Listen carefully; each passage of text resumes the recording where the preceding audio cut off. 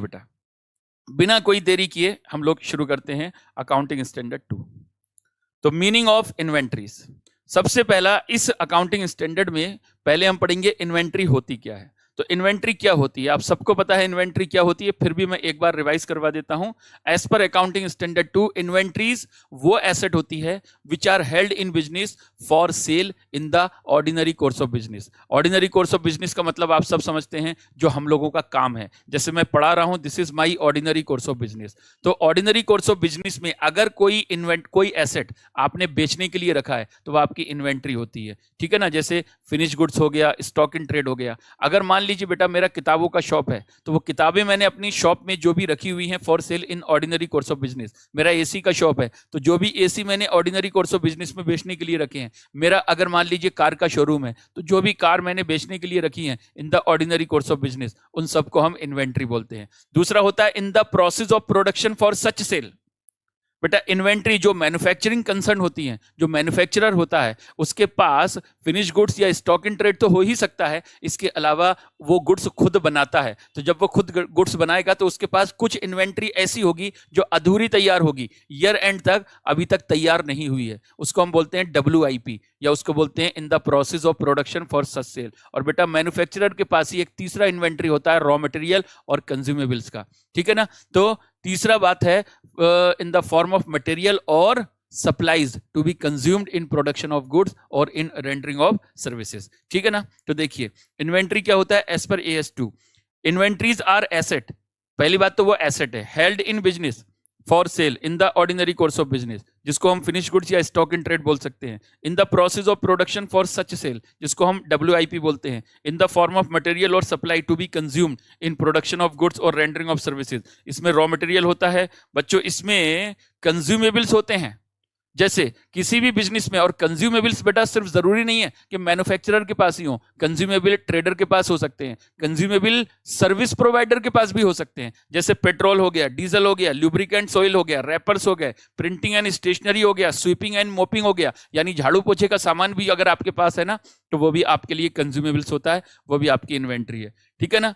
और loose tools which do not satisfy the recognition criteria as per AS10, यानी कोई भी स्पेयर पार्ट्स वगैरह, कोई स्टैंड बाई इक्विपमेंट हमारे पास ऐसे रखे हुए हैं, कोई टूल्स ऐसे रखे हुए हैं जो AS10 के हिसाब से PPE की डेफिनेशन को पूरा करते हैं, वो तो इसमें नहीं आएंगे। लेकिन अगर कोई लूज टूल्स ऐसे हैं, कुछ स्पेयर पार्ट ऐसे हैं जो AS10 की डेफिनेशन को पूरा नहीं करते, तो वो इन्वेंट्री माना जाता है और उसको हम अकाउंटिंग स्टैंडर्ड 2 के हिसाब से अकाउंटिंग और वैल्यूएशन करते हैं। समझ गए। अच्छा, इस AS में क्या क्या कवर नहीं होगा बेटा, ये थ्योरी में क्वेश्चन पूछा जा सकता है या फिर आपसे MCQ में क्वेश्चन पूछा जा सकता है कि थ्योरी में या MCQ में क्वेश्चन पूछा जा सकता है कौन सी ऐसी इन्वेंट्रीज होती हैं जो AS2 के दायरे से बाहर है। तो देखिए work in progress arise under construction contract. अगर हमने किसी एसेट को बनाने का ठेका ले रखा है, यानी हम अपना एसेट नहीं बना रहे, किसी और का एसेट बनाकर दे रहे हैं, हम कॉन्ट्रैक्टर हैं, तो वह अगर एसेट अधूरा है तो बेटा वो इन्वेंट्री नहीं है, उसकी अकाउंटिंग AS7 के हिसाब से होती है। शेयर डिवेंचर और other securities held as stock in trade, ये भी AS2 के दायरे में नहीं आता। डेफर्ड टैक्स एसेट AS2 के दायरे में नहीं आता। या कोई भी agricultural product after harvest, forest, mineral oils etcetera, ऐसी चीजें, मतलब प्रोड्यूसर्स जो इन्वेंट्रीज होती है ना, उसके ऊपर AS2 नहीं लगता। तो इसके बारे में बेटा मैं यहाँ पर बहुत ज्यादा डिटेल में चर्चा नहीं करूंगा क्योंकि ये रिवीजन है, ठीक है ना। तो बस याद कर लेना आप कि ये चीजें इन्वेंट्री के दायरे से बाहर होती हैं। अच्छा जी, अब बात करते हैं इन्वेंट्री का वैल्यूएशन कैसे होता है। इन्वेंट्री का वैल्यूएशन बेटा होता है, पहले तो हमको देखना पड़ेगा हम वैल्यूएशन किस इन्वेंट्री का कर रहे हैं। क्या हम वैल्यूएशन फिनिश गुड्स का कर रहे हैं, क्या हम वैल्यूएशन स्टॉक इन ट्रेड का कर रहे हैं, क्या हम वैल्यूएशन WIP का कर रहे हैं, क्या हम वैल्यूएशन मटेरियल एंड सप्लाईज का कर रहे हैं, किसका वैल्यूएशन कर रहे हैं। तो वैल्यूएशन के पॉइंट ऑफ व्यू से मैंने इन्वेंट्री को दो पार्ट में बांट दिया है। पहला पार्ट है बच्चों valuation of finish goods, WIP and stock in trade. मैं इन तीनों को एक कैटेगरी में रखता हूं, यानी मैं तीनों का वैल्यूएशन एक साथ करूंगा, किसका, finish goods, stock in trade और WIP, क्योंकि इन तीनों का वैल्यूएशन सेम तरह से होगा। और दूसरा वैल्यूएशन ऑफ मटेरियल यानी रॉ मटेरियल एंड सप्लाई, उसका वैल्यूएशन मैं डिफरेंट तरीके से करूंगा।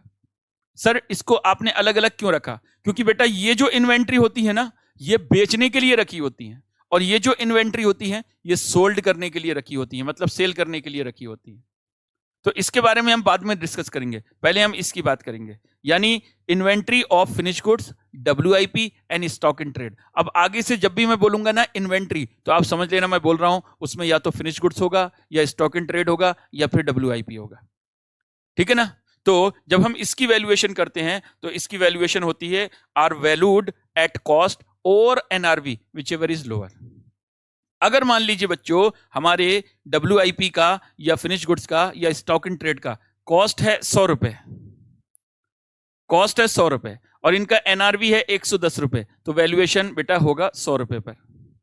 अगर मान लीजिए हमारा NRV है 90 रुपए, तो वैल्यूएशन होगा 90 रुपीज पर, यानी कॉस्ट और NRV which ever is lower.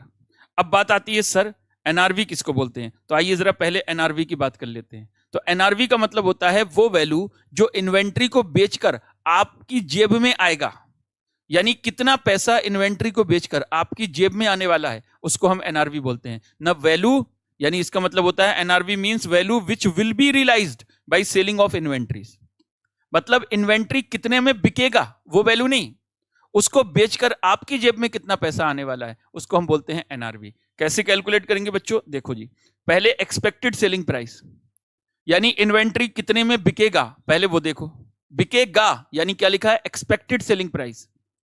तो एक्सपेक्टेड सेलिंग प्राइस का मतलब होता है इन्वेंट्री किस वैल्यू में बिकेगा, तो एक्सपेक्टेड सेलिंग प्राइस, उसमें से एक्सपेक्टेड सेलिंग एक्सपेंसेस माइनस करो, मतलब इन्वेंट्री को बेचने पर कितना सेलिंग एक्सपेंसेस होगा वो माइनस करो, तो ये जो बचेगा ना इसको बोलेंगे NRV ऑफ फिनिश गुड्स या स्टॉक इन ट्रेड। यानी पहले NRV निकल कर आएगा फिनिश गुड्स या स्टॉक इन ट्रेड का, उसके बाद में उसमें से अगर मैं expected cost of completion minus कर दूं तो ये निकल कर आएगा NRV of work in progress, NRV of work in progress.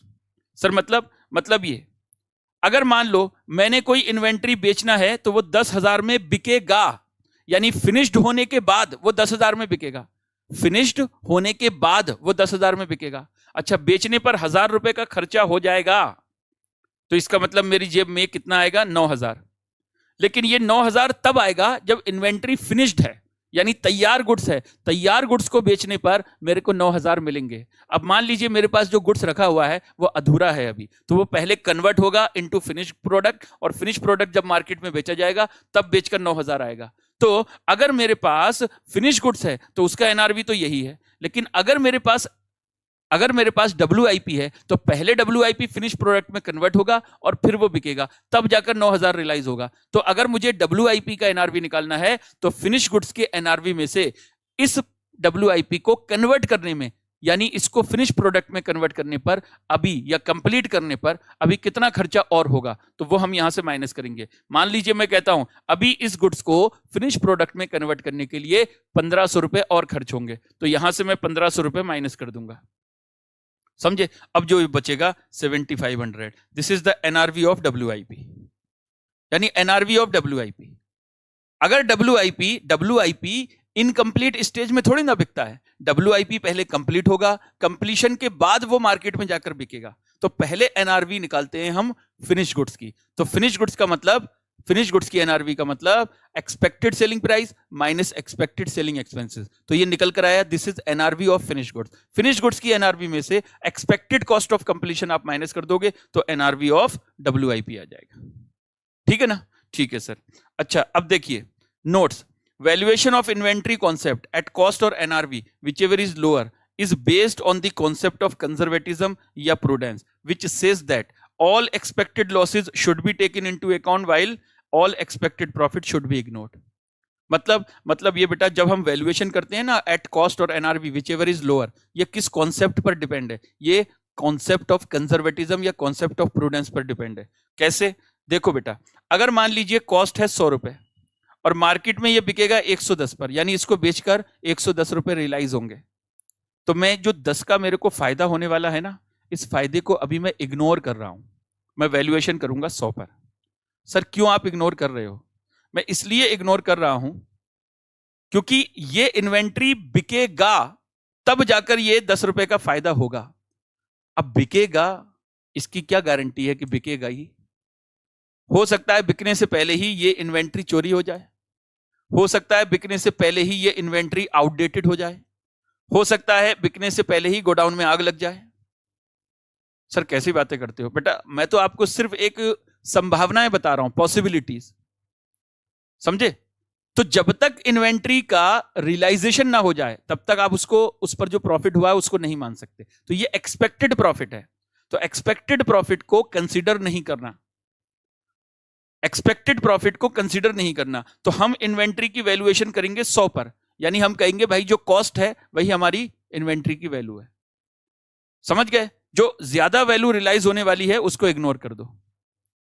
अगर आपने 110 पर वैल्यू कर दिया तो आप 10 रुपए से अपने प्रॉफिट को बढ़ा रहे हो और 10 रुपए से ही अपनी एसेट को बढ़ाकर दिखा रहे हो। तो ये प्रूडेंस कॉन्सेप्ट के अगेंस्ट है, यानी this is against concept of conservatism. इसलिए हम इसको 10 रुपए इग्नोर करके हम 100 पर वैल्यू करते हैं। लेकिन मान लीजिए अगर कॉस्ट है 100 और एनआरवी की, मतलब इन्वेंट्री की एनआरवी है 90, तो हम 90 पर वैल्यू करते हैं। इसका मतलब 10 रुपए जो लॉस होने वाला है उसको आपने कंसिडर कर लिया। This is concept of conservatism. होने वाले लॉसेस को तो अभी कंसिडर कर लो, लेकिन होने वाले प्रॉफिट को इग्नोर कर दो। ठीक है ना? उम्मीद है ये बात आपकी समझ में आ गई होगी। अब इससे ज्यादा और डिस्कशन में यहां नहीं कर सकता। ठीक है ना?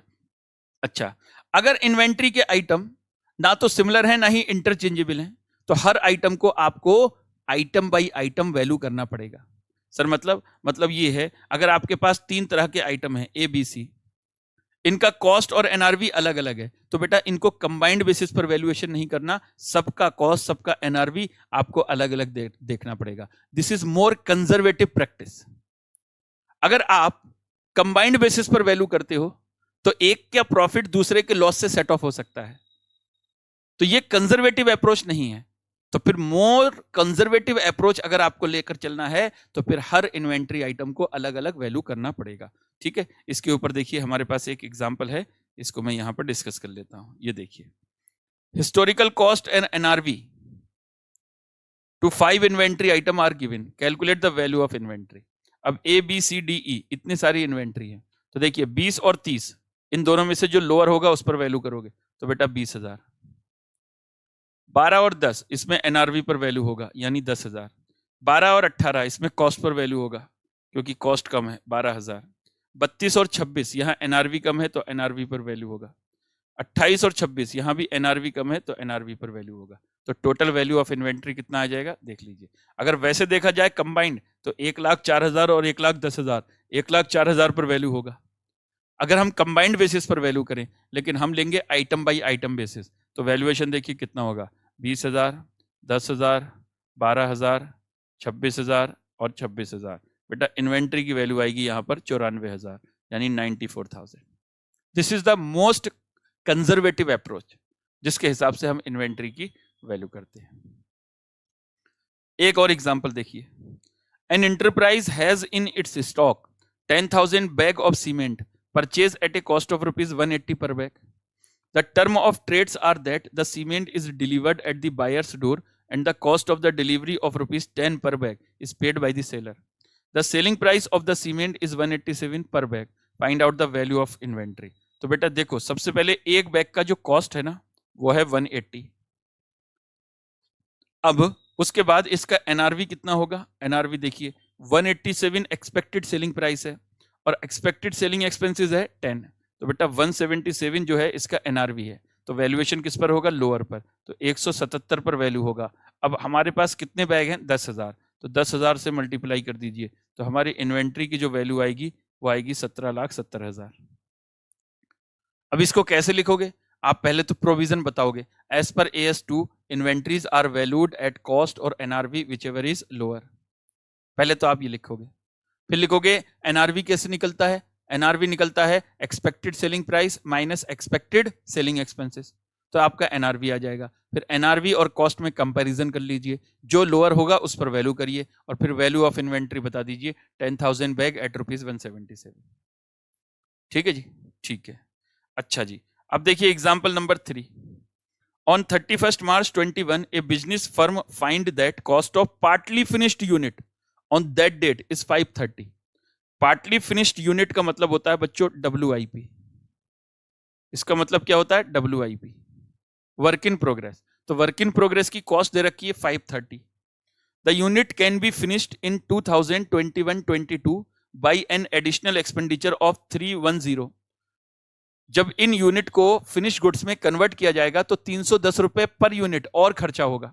इसको बोलेंगे expected cost for completion of WIP, यानी एक्सपेक्टेड कॉस्ट ऑफ कंप्लीशन हो गया। ये 310 रुपए लगेंगे इसको कंप्लीट करने में। The finished unit can be sold for ₹750 subject to payment of 4% brokerage on selling price. जब ये इन्वेंट्री फिनिश्ड हो जाएगा तो 750 रुपए पर यूनिट बिकेगा, लेकिन 4% कमीशन जाएगा। ये एक्सपेक्टेड सेलिंग एक्सपेंसेस हो गया। The firm seeks your advice regarding the amount at which the unfinished unit should be valued as at 31 March 21 for preparation of final account. Assume that partly finished unit cannot be sold in semi-finished form and its NRV is 0 without processing it further।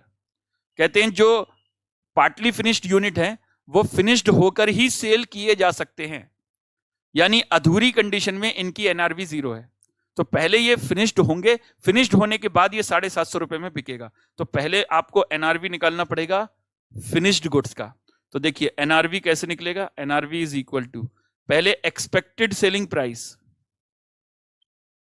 और expected selling price आपको किसका लेना है, finish goods का। तो finish goods का expected selling price कितना है, 750। इसमें से आप ब्रोकरेज माइनस करोगे, यानी एक्सपेक्टेड सेलिंग एक्सपेंसेस 4%। तो ब्रोकरेज कितना होगा देख लो, 750 का 4%, 30 रुपीज का ब्रोकरेज हो गया। ये जो आएगा निकलकर, this will B NRV of finish goods. ये कितना हुआ, 720। इसमें से आप माइनस करोगे एक्सपेक्टेड कॉस्ट ऑफ कंप्लीशन,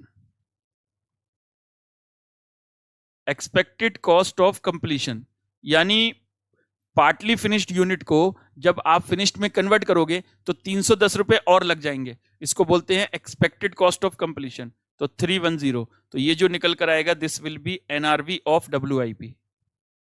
तो NRV ऑफ WIP कितना होगा, 720 में से 310 माइनस कर दो, 410 आएगा बच्चों। अब कॉस्ट कितना है, कॉस्ट यानी कॉस्ट ऑफ WIP देख लो कितना है, यानी सेमी फिनिश गुड्स, कॉस्ट 530 दे रखा है। तो वैल्यूएशन क्या होगा, लोअर। तो वैल्यूएशन होगा एट लोअर। तो एट लोअर देखिए कितना होगा, 410, ये वैल्यूएशन होगा। ठीक है ना, मतलब ये WIP का हमने वैल्यूएशन किया।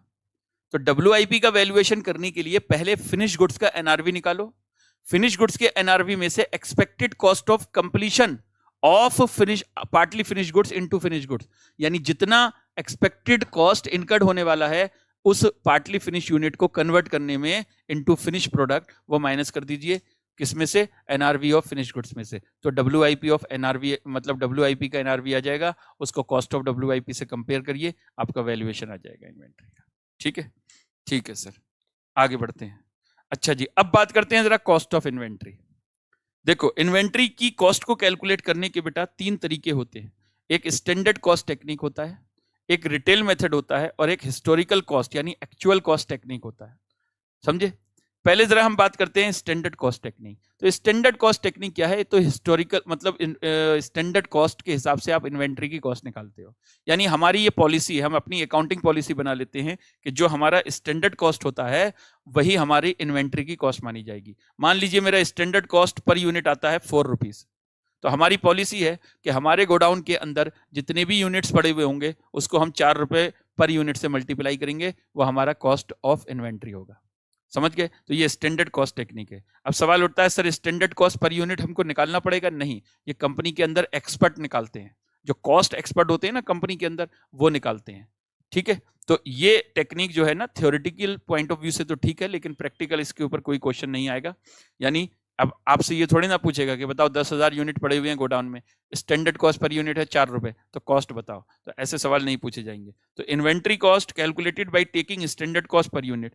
Standard cost per unit is calculated by entities after research. मतलब बहुत सारे एक्सपर्ट होते हैं, रिसर्च डेवलपमेंट करने के बाद एक कॉस्ट निकाल कर देते हैं कंपनी को, जिसको बोलते हैं स्टैंडर्ड कॉस्ट पर यूनिट। अब बात करते हैं रिटेल मेथड। रिटेल मेथड सिर्फ रिटेलर को अलाउ किया जाता है। रिटेलर मतलब जो रिटेलर होते हैं ना, जिनके पास बहुत वैरायटी के सामान होते हैं। अब जैसे आप जाइए कहीं पर भी मॉल में जाइए, अब मॉल में जैसे स्मार्ट बाजार है, अब स्मार्ट बाजार में जब आप जाओगे ठीक है ना। तो स्मार्ट बाजार में बहुत तरीके के उनके पास सामान रखे होते हैं, हजारों वैरायटी के आइटम होते हैं, तो उनके लिए हर वैरायटी का कॉस्ट निकालना पॉसिबल नहीं होता। तो वो क्या करते हैं, जब भी उनके पास गुड्स आता है तो उसका वो रिटेल प्राइस अपने कंप्यूटर में रिकॉर्ड कर लेते हैं, फिर जो गुड्स जाता है उसका रिटेल प्राइस माइनस कर देते हैं, तो उनके पास कितना रिटेल प्राइस का इन्वेंट्री बचा हुआ है वो हमेशा उन्हें पता होता है, समझे। तो वो क्या करते हैं, एक एवरेज रेट से जीपी लेते हैं और उस रिटेल प्राइस में से जीपी माइनस कर देते हैं, तो इनकी इन्वेंट्री का कॉस्ट आ जाता है। ये एक उनको ऑप्शन दिया गया है, मतलब सिंपलिसिटी के लिए, कि आप अपनी कॉस्ट ऑफ इन्वेंट्री इस तरह निकाल सकते हो, क्योंकि आपके लिए इतनी वैरायटी के आइटम का अलग अलग कॉस्ट निकालना पॉसिबल नहीं होगा। अगर आपके लिए पॉसिबल है तो आप एक्चुअल कॉस्ट निकालिए, कोई दिक्कत नहीं है, लेकिन अगर आप रिटेल मेथड अडॉप्ट करना चाहो तो कर सकते हो। आप अपनी इन्वेंट्री का रिटेल प्राइस लीजिए, उसमें से आप अपना एक एक्सपेक्टेड रेट ऑफ जीपी से माइनस कर दीजिए, आपका कॉस्ट ऑफ इन्वेंट्री आ जाएगा। यानी selling retail price of inventory minus GP, ये आपका कॉस्ट ऑफ इन्वेंट्री आ जाएगा। जैसे मान लीजिए आपके गोडाउन में जितना भी गुड्स पड़ा हुआ है उस सबका रिटेल प्राइस यानी सेलिंग प्राइस 10 लाख था, और आप एवरेज रेट पर 20% के हिसाब से प्रॉफिट कमाते हो, तो आप 10 लाख में से 20% यानी 2 लाख रुपए माइनस कर दीजिए, तो आपका जो कॉस्ट ऑफ इन्वेंट्री होगा वो 8 लाख रुपए होगा। ठीक है, ये होता है रिटेल मेथड। चलिए जी, अब बात करते हैं जरा actual cost of inventory. Actual cost मतलब अगर आप स्टैंडर्ड कॉस्ट फॉलो नहीं करते, आप रिटेल मेथड फॉलो नहीं करते, बाकी लोगों के लिए फिर ये क्या है, इन्वेंट्री जो आप हिस्टोरिकल कॉस्ट, यानी या तो इन्वेंट्री को बनाने में जो कॉस्ट लगा है या इन्वेंट्री को परचेस करने में जो कॉस्ट लगा है उसके हिसाब से अब इन्वेंट्री की कॉस्ट निकाली जाएगी। जब आप एक्चुअल कॉस्ट ऑफ इन्वेंट्री निकालोगे तो आपको देखना पड़ेगा कि इन्वेंट्री आप परचेज इन्वेंट्री की निकाल रहे हो यानी कॉस्ट परचेज्ड इन्वेंट्री की निकाल रहे हो, या मैन्युफैक्चर्ड इन्वेंट्री की निकाल रहे हो। यानी आपके पास दो तरीके की इन्वेंट्री हो सकती है। अगर आप ट्रेडर हो तो आपने इन्वेंट्री को परचेज किया होगा, अगर आप मैन्युफैक्चरर हो तो आपने इन्वेंट्री को बनाया होगा। ठीक है, तो अगर आप ट्रेडर हो तो आपने इन्वेंट्री को परचेज किया होगा। जब आप परचेज करके इन्वेंट्री को लाते हो और उसकी कॉस्ट आपको निकालना है तो आपके पास दो मेथड हो सकते हैं, स्पेसिफिक आइडेंटिफिकेशन मेथड और general identification method. Specific identification का मतलब होता है बच्चों कि देखो अगर आपके गोडाउन में जो इन्वेंट्री पड़ा हुआ है आपको क्लियरली पता है कि आपने कितने में खरीदा था, यानी उसकी कॉस्ट क्या है यह आपको स्पेसिफिकली पता है, तो अगर आपको कॉस्ट ऑफ इन्वेंट्री स्पेसिफिकली पता है तो फिर तो आप स्पेसिफिक आइडेंटिफिकेशन मेथड लगाओ। यानी ये एक तरीके का मेथड नहीं है। जब हम अपनी कॉस्ट ऑफ इन्वेंट्री को स्पेसिफिकली आइडेंटिफाई कर लेते हैं तो हम बोल देते हैं कि हमने स्पेसिफिक आइडेंटिफिकेशन मेथड लगाया है, समझे। तो ये वही है, और ये बड़ी बड़ी इन्वेंट्री के केस में होता है, जैसे फर्नीचर हो गया, ज्वेलरीज हो गई, पेंटिंग हो गई, आपके पास इस तरीके की इन्वेंट्रीज हैं, बड़ी बड़ी इन्वेंट्रीज। आपको पता है कि जो इन्वेंट्री आपके पास है उसको बनाने में या उसको खरीदने में कितना पैसा लगा है वो आपको पता है। लेकिन जब आपके पास आइटम इंटरचेंजेबल नेचर के हों और बहुत ज्यादा क्वांटिटी में हो तो इन्वेंट्री आती रहती है जाती रहती है, आती रहती है जाती रहती है, और एक ही जैसे यूनिट होते हैं, तो हम पहचान नहीं पाते कि गोडाउन के अंदर जो गुड्स पड़ा हुआ है वो कितना प्राइस वाला है। ठीक है जी, अगर मान लीजिए एक बार मैंने इन्वेंट्री खरीदा 10 रुपए पर यूनिट, फिर सेम तरीके का इन्वेंट्री 11 रुपए पे खरीदा, फिर 9 पर खरीदा, फिर 12 पे खरीदा, फिर 13 पे खरीदा, फिर 12.5 पर खरीदा। अब यूनिट आते जा रहे हैं जाते जा रहे हैं, आते जा रहे हैं जाते जा रहे हैं। अब गोडाउन में कितना यूनिट पड़ा हुआ है, अब ये कौन सा वाला है ये हमको पता ही नहीं है। बहुत सारे यूनिट पड़े हुए हैं, अब ये कौन से वाले हैं, 10 वाले, 9 वाले, 8 वाले, 12 वाले, कौन से वाले पता ही नहीं चल रहा है। तब आप जनरल आइडेंटिफिकेशन मेथड लगाते हो, और जनरल आइडेंटिफिकेशन मेथड में हम दो कॉस्ट फार्मूला यूज करते हैं। हमारी अकाउंटिंग पॉलिसी हो सकती है कि हम एक कॉस्ट फार्मूला यूज करें या दूसरा करें, और वो कॉस्ट फार्मूला होते हैं या तो फीफो या वेटेड एवरेज। यानी हम ये मान सकते हैं कि जो पहले आया वो पहले चला गया, इसका मतलब बचा हुआ है तो वो लेटेस्ट परचेज में से है, या फिर हम एवरेज बेसिस पर ले सकते हैं। हमारे पास जो इन्वेंट्री आया उसका एवरेज कॉस्ट निकाल लीजिए, समझ गए। एवरेज कॉस्ट कैसे, वेटेड एवरेज लेते हैं, तो वेटेड एवरेज कैसे, क्वांटिटी इनटू कॉस्ट, ठीक है, डिवाइडेड बाय टोटल यूनिट, ये weighted average cost per unit आ गया। अब जितने यूनिट बचे हुए हैं उसको weighted average cost per unit से मल्टीप्लाई कर दोगे, आपका इन्वेंट्री का कॉस्ट आ जाएगा। ठीक है, तो यहां पर देखिए, gym applied when SIM can not be applied, यानी स्पेसिफिक आइडेंटिफिकेशन मेथड जब अप्लाई नहीं हो सकता तभी आप जनरल आइडेंटिफिकेशन मेथड लगाते हो, समझ गए। अच्छा जी, इन दिस केस एंटिटी में अप्लाई फॉलोइंग कॉस्ट फॉर्मूला, या तो फीफो या वेटेड एवरेज, यही दोनों AS2 के हिसाब से अलाउड है। बाकी और भी होते हैं, लीफो होता है, सिंपल एवरेज होता है, बेस स्टॉक होता है, हीफो होता है, नीफो होता है, पता नहीं कौन कौन से, लेकिन AS2 कहता है भैया या तो फीफो लगाओगे या वेटेड एवरेज लगाओगे, इसके अलावा और कुछ नहीं लगाओगे।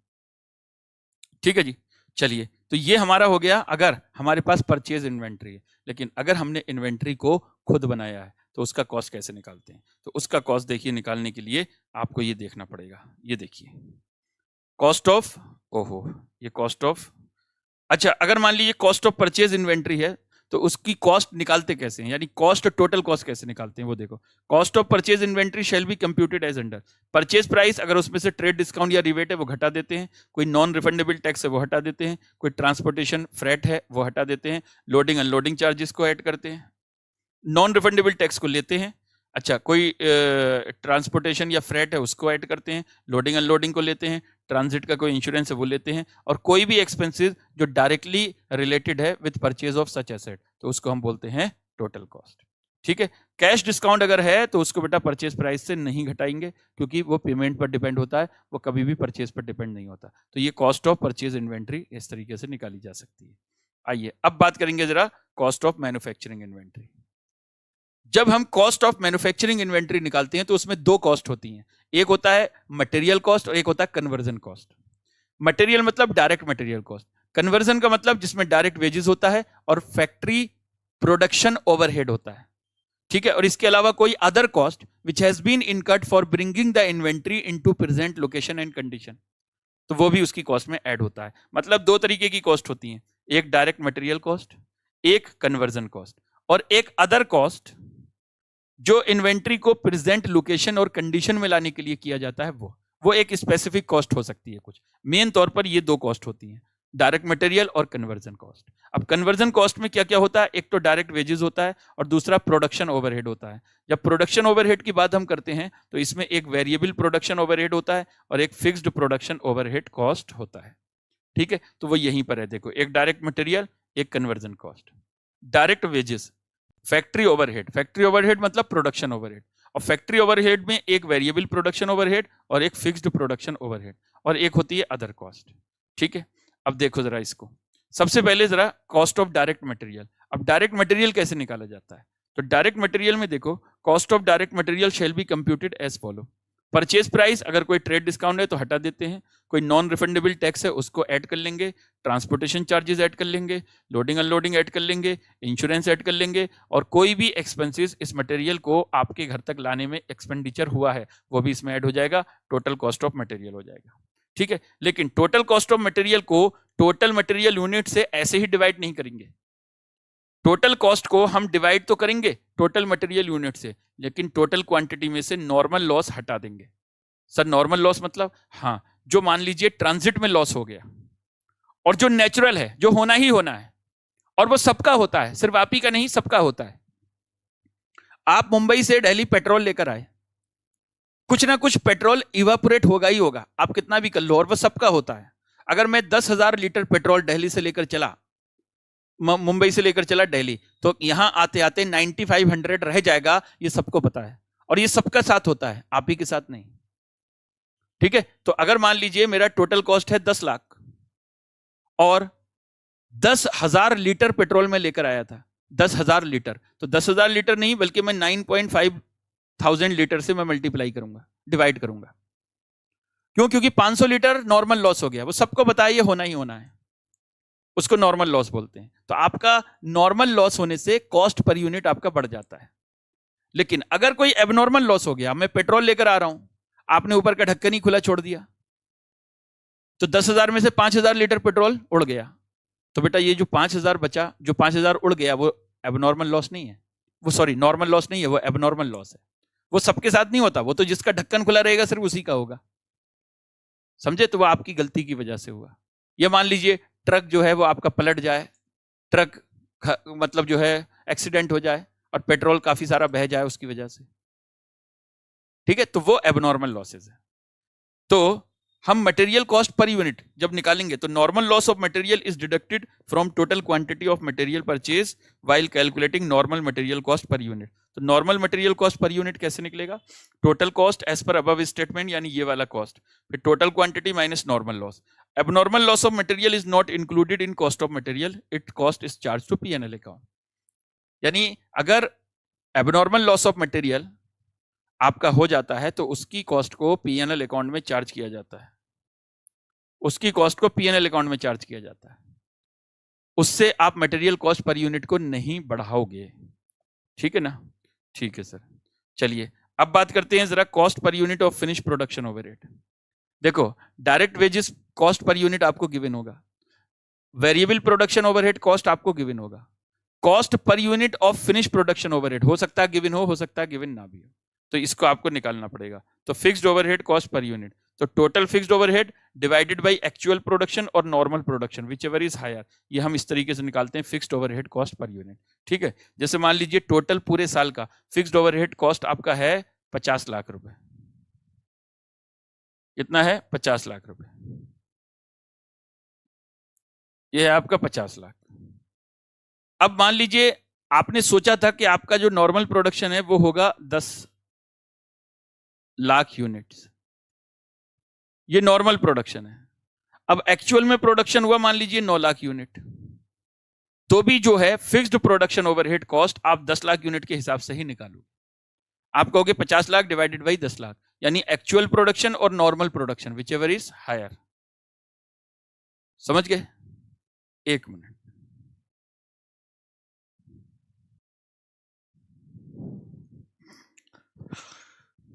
तो टोटल फिक्स्ड प्रोडक्शन ओवरहेड को एक्चुअल प्रोडक्शन और normal production which ever is higher से हम लोग डिवाइड कर देते हैं।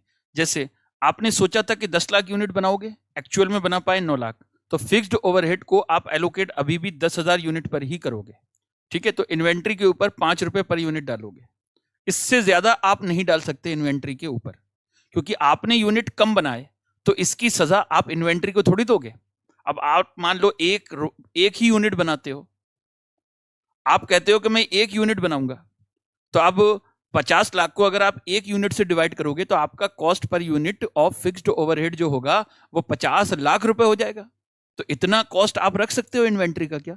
इसलिए फिक्स्ड ओवरहेड जो होता है ना, वो हमेशा प्रोडक्शन ओवरहेड, मतलब जो एक्चुअल प्रोडक्शन और normal production which ever is higher के बेसिस पर आप एलोकेट करते हो। हाँ, अगर मान लीजिए आपने इन्वेंट्री 12 लाख यूनिट प्रोड्यूस कर दिया, 12 लाख यूनिट प्रोड्यूस कर दिया, सोचा था 10, लेकिन आपने कहा नहीं हमने 12 लाख यूनिट बना दिए, तो आप 50 लाख को अब 12 लाख से डिवाइड कर दो, अब कॉस्ट पर यूनिट आपका थोड़ा सा कम हो जाएगा। ये हमारा कंजर्वेटिव अप्रोच है। समझ गए? तो हम क्या करेंगे, कभी भी fixed production overhead cost per unit, अब ज्यादा डिटेल में तो बेटा रेगुलर क्लास में ही मिलेगा, यहां तो बस मैं आपको एक फॉर्मूला बता रहा हूं, बस वही याद कर लेना। Total fixed overhead divided by actual production और normal production which ever is higher. ठीक है, अब जैसे एग्जांपल यहां पर दे रखा है, तो 20 लाख आपका फिक्स्ड ओवरहेड है। अब कहते हैं नॉर्मल आउटपुट 20,000 यूनिट, एक्चुअल 18,500, तो बेटा 20,000 से डिवाइड करोगे तो कितना आएगा? 100 रुपए पर यूनिट आएगा। ये आपका fixed overhead production cost per unit आ जाएगा। ये एग्जांपल देखो, फिक्स्ड ओवरहेड है 48 लाख, अब नॉर्मल प्रोडक्शन देखो 5 लाख, एक्चुअल है 6, तो बेटा 6 से डिवाइड कर दो तो 80 रुपए आ जाएगा आपका। ठीक है, यानी अगर आपका प्रोडक्शन, एक्चुअल प्रोडक्शन नॉर्मल से ज्यादा है तो एक्चुअल से डिवाइड करो, और अगर एक्चुअल प्रोडक्शन नॉर्मल से कम है तो नॉर्मल से डिवाइड करना है। समझ गए? ठीक है जी। अब बात करते हैं जरा ज्वाइंट प्रोडक्ट और बाई प्रोडक्ट की। ज्वाइंट प्रोडक्ट और बाई प्रोडक्ट में कॉस्ट ऑफ इन्वेंट्री हम कैसे निकालते हैं?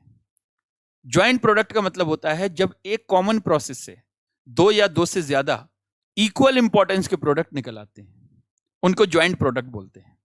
मतलब common material, common labour, common overhead डाला, जब आउटपुट निकल कर आए तो एक से ज्यादा निकल आए और सब इक्वल इंपॉर्टेंस के, तो उसको बोलेंगे, यानी product A, product B, product C ऐसे निकल आए, समझे? तो उनको बोलेंगे ज्वाइंट प्रोडक्ट। अच्छा, एक थोड़ा कम इंपॉर्टेंस का प्रोडक्ट निकल कर आया या स्क्रैप निकल कर आया, उसको हम बाई प्रोडक्ट बोलते हैं।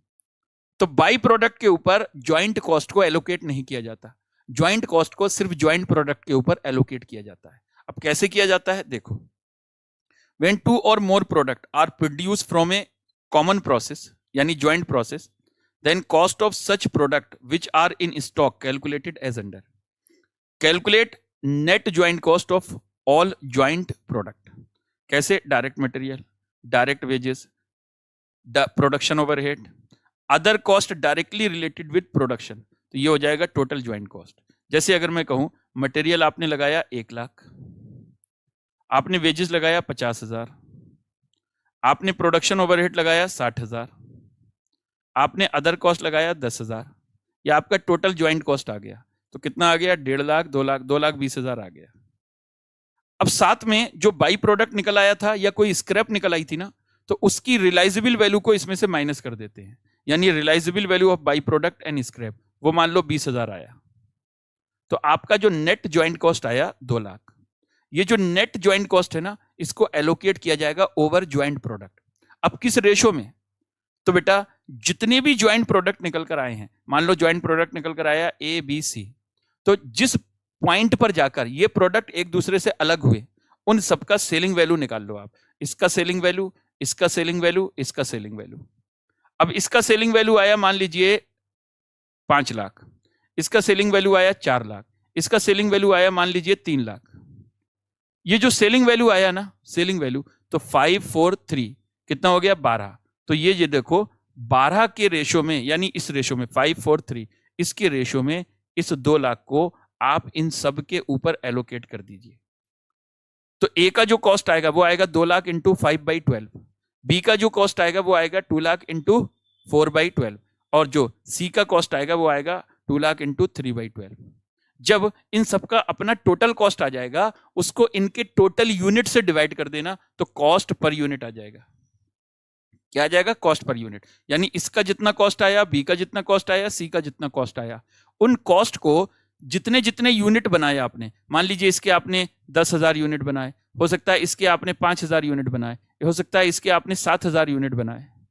तो जितना जितना जिसका कॉस्ट आया और जिसके जितने यूनिट हैं, तो टोटल कॉस्ट को, और total cost of each joint product divided by total, मतलब यूनिट ऑफ दैट प्रोडक्ट, उससे डिवाइड करोगे तो कॉस्ट पर यूनिट आ जाएगा। और जब कॉस्ट पर यूनिट निकल कर आ गया, तो फिर अब देख लो ए बी सी की कितनी इन्वेंट्री यूनिट बचे हुए हैं। तो जितने जितने इन्वेंट्री यूनिट बचे हुए हैं, उनको कॉस्ट पर यूनिट से मल्टीप्लाई कर दो, आपका हर प्रोडक्ट का ज्वाइंट कॉस्ट, हर ज्वाइंट प्रोडक्ट की इन्वेंट्री की कॉस्ट आ जाएगी। ठीक है, तो देखो सबसे पहले तो नेट ज्वाइंट कॉस्ट निकालना है, फिर calculate sale value of all joint product at split off point या सेपरेशन पॉइंट उसको बोलते हैं, फिर allocate net joint cost over all joint product in the ratio of sale value at split off point. ठीक है, और फिर calculate cost per unit for each product, cost per unit for each product, और फिर calculate cost of stock, तो unit of product in stock into cost per unit. ये आपका joint product और बाई प्रोडक्ट का कॉस्ट निकल कर आता है। ठीक है जी, ठीक है जी। एक छोटा सा एग्जांपल लेकर आपको इसमें बताऊं,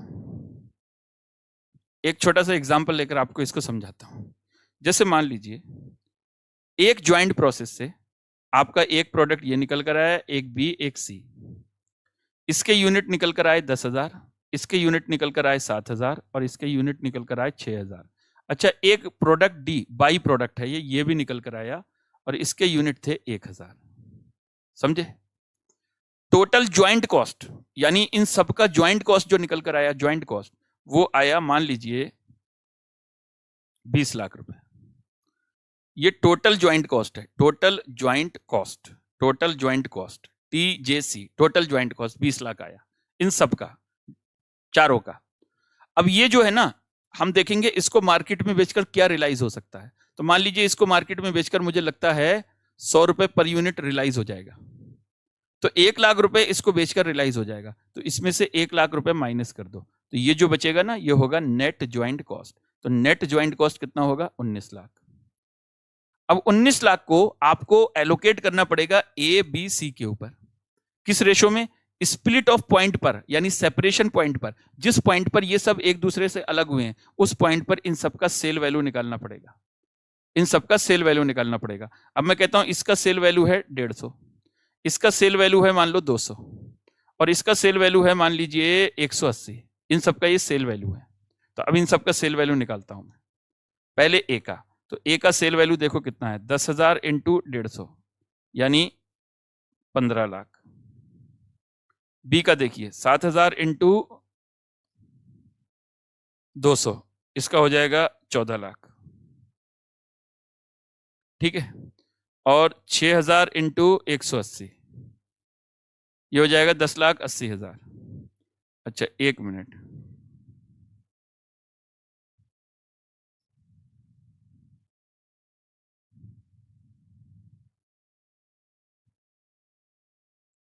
इसको मैं 150 रुपये कर देता हूं, इसकी कॉस्ट को मैं 150 रुपये कर देता हूं, ठीक है जी, 150 रुपये। तो ये हो जाएगा, सी का हो जाएगा 9 लाख। अब ये टोटल कॉस्ट कितना हो गया देखिए जरा, 15 लाख प्लस 14 लाख प्लस 9 लाख, ये हो गया 38 लाख। तो सेल वैल्यू है 38 लाख। अब इनका रेशो क्या बनेगा देखो, 15, 14 और 9 ये रेशो है। अब अगर मैं ज्वाइंट कॉस्ट को, यानी जो 19 लाख का नेट ज्वाइंट कॉस्ट है, अगर मैं एलोकेट करूं ए बी सी के ऊपर, तो इस रेशो में करूंगा।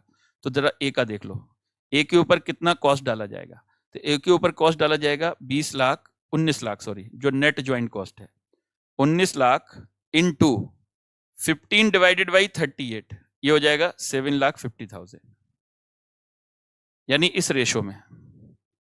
इसके ऊपर देखिए 19 लाख इंटू 14 डिवाइडेड बाई 38, इसके ऊपर हो जाएगा, बी के ऊपर होगा 7 लाख। और फिर सी के ऊपर देखो, सी के ऊपर 19 लाख इंटू 9 डिवाइडेड बाई 38, इसके ऊपर हो जाएगा 4.5 लाख। ये हो गया देखो कॉस्ट, अगर इसका टोटल लगाओ देखो तो 19 लाख होगा। अब आपको क्या करना है, इन सब कॉस्ट का, यानी इन तीनों यूनिट का कॉस्ट पर यूनिट निकालना है। तो इसको आपने 10,000 यूनिट बनाए हैं, इसके आपने 7,000 यूनिट बनाए हैं, और इसके आपने 6,000 यूनिट बनाए हैं। तो इनका सबका कॉस्ट पर यूनिट आ जाएगा। तो देख लीजिए, 7.5 लाख डिवाइडेड बाई 10,000, इसका होगा 75 rupees per unit. 7 lakh divided by 7,000, इसका होगा 100 रुपये पर यूनिट। और इसका 4.5 लाख डिवाइडेड बाई 6,000, इसका होगा 75 पर यूनिट। ठीक है जी, ये इनका कॉस्ट पर यूनिट हो गया। अब देख लेते हैं इन्वेंट्री में इनके कितने कितने यूनिट पड़े हुए हैं। मैं कहता हूं इसके 500 यूनिट पड़े हैं, इसके 1000 यूनिट पड़े हैं, और इसके सिर्फ 600 यूनिट पड़े हैं।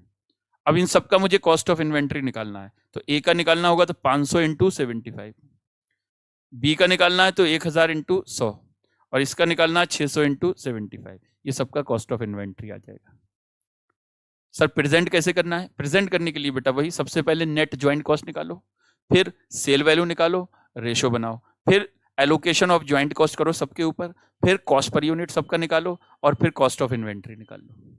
ठीक है, तो आपको 3-4 स्टेप लगाकर ये सॉल्यूशन बनाना पड़ता है।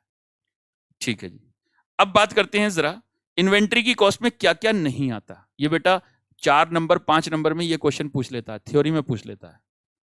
ठीक है, पिछली बार के एग्जाम में ये क्वेश्चन आया हुआ है। तो as per AS2 following cost are not included in cost of inventories. Abnormal loss of material, labour and overhead.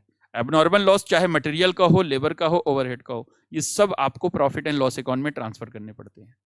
ठीक है, स्टोरेज कॉस्ट, स्टोरेज कॉस्ट मतलब इन्वेंट्री को स्टोर करने की कॉस्ट जो है, जब तक वो नेसेसरी ना हो उसको यूजेबल कंडीशन में, या इंटेंडेड मतलब विचार not necessary for intended for bringing inventories to bring their intended sales, या इंटेंडेड यूज के लिए। अगर नेसेसरी नहीं है तो स्टोरेज कॉस्ट को, यानी गोडाउन की कॉस्ट जो होती है, उसको आपको पीएनएल में डालना पड़ता है। एडमिनिस्ट्रेटिव ओवरहेड पीएनएल में जाता है, सेलिंग डिस्ट्रीब्यूशन ओवरहेड पीएनएल में जाता है। अच्छा, बोरोइंग कॉस्ट, बोरोइंग कॉस्ट जो है वो भी इन्वेंट्री के ऊपर अगर कोई बोरोइंग कॉस्ट है तो वो पीएनएल में जाती है। लेकिन अगर इन्वेंट्री क्वालिफाइंग एसेट है, मतलब ये सब्सटेंशियल पीरियड ऑफ टाइम लेती है to get ready for its intended use और सेल, तब जो बोरोइंग कॉस्ट होगी वो इन्वेंट्री की कॉस्ट में ऐड होगी। Otherwise borrowing cost of inventory जो होती है वो पीएनएल में जाता है। और कोई भी कॉस्ट जो डायरेक्टली कनेक्टेड नहीं है विद प्रोडक्शन ऑफ गुड्स, वो आपका इन्वेंट्री की कॉस्ट में नहीं आएगा।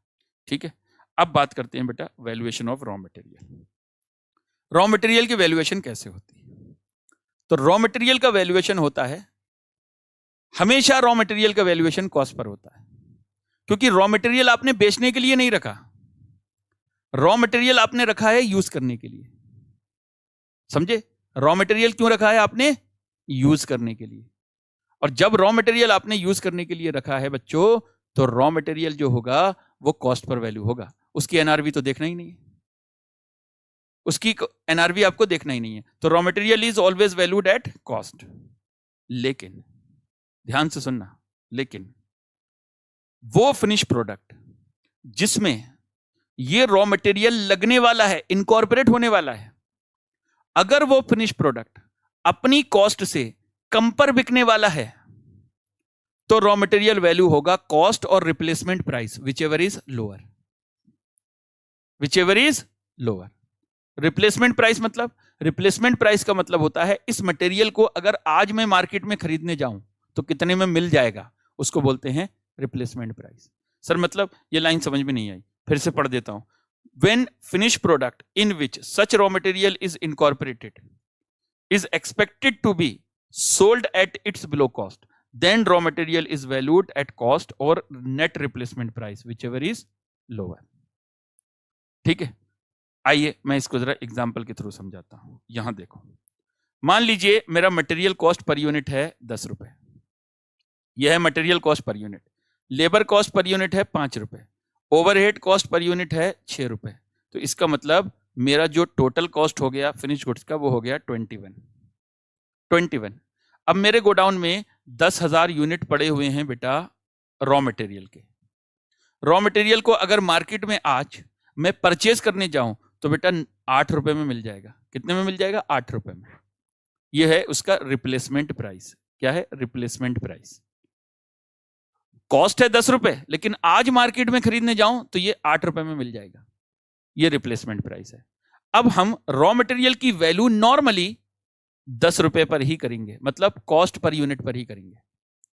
लेकिन जिस फिनिश प्रोडक्ट में, यानी ये जो फिनिश प्रोडक्ट है ना जिसमें ये रॉ मटेरियल लगने वाला है, अगर ये फिनिश प्रोडक्ट अपनी कॉस्ट से कम पर बिकने वाला है, कम पर मतलब फिनिश प्रोडक्ट की कॉस्ट है 21 रुपए, अगर ये रॉ मटेरियल, अगर ये फिनिश प्रोडक्ट जिसमें ये रॉ मटेरियल लगेगा वो अपनी कॉस्ट पर या कॉस्ट से ज्यादा में बिकेगा, तब तो रॉ मटेरियल की वैल्यू होगी कॉस्ट पर ही।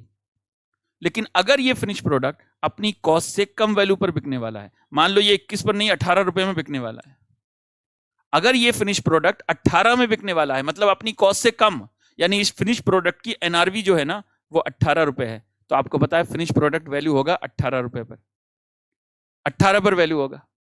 तो फिनिश प्रोडक्ट अपनी कॉस्ट से कम पर बिकने वाला है, तो जो रॉ मटेरियल इस फिनिश प्रोडक्ट में लगेगा वो फिनिश प्रोडक्ट अपनी कॉस्ट से कम पर बिकने वाला है। इस केस में रॉ मटेरियल वैल्यू होगा कॉस्ट और replacement price whichever is lower, यानी 10 और 8 विचएवर इज लोअर, तो 8 पर वैल्यू होगा, यानी 10,000 इंटू 8 तो 80,000 रुपए मटेरियल की वैल्यू होगी।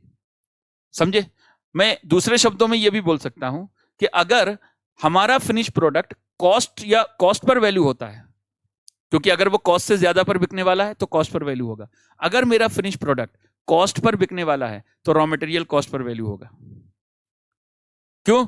क्योंकि रॉ मटेरियल जिस प्रोडक्ट में लगने वाला है वो प्रोडक्ट कॉस्ट से ज्यादा पर बिकने वाला है, तभी वो कॉस्ट पर वैल्यू हो रहा है। लेकिन अगर हमारा फिनिश प्रोडक्ट एनआरवी पर बिकने वाला है, इसका मतलब कॉस्ट से कम पर वैल्यू हो रहा है। समझे? एनआरवी पर तभी वैल्यू होगा जब वो कॉस्ट से कम हो एनआरवी। तो अगर मेरा फिनिश प्रोडक्ट एनआरवी पर वैल्यू होने वाला है तब रॉ मटेरियल वैल्यू होगा कॉस्ट और replacement price whichever is lower.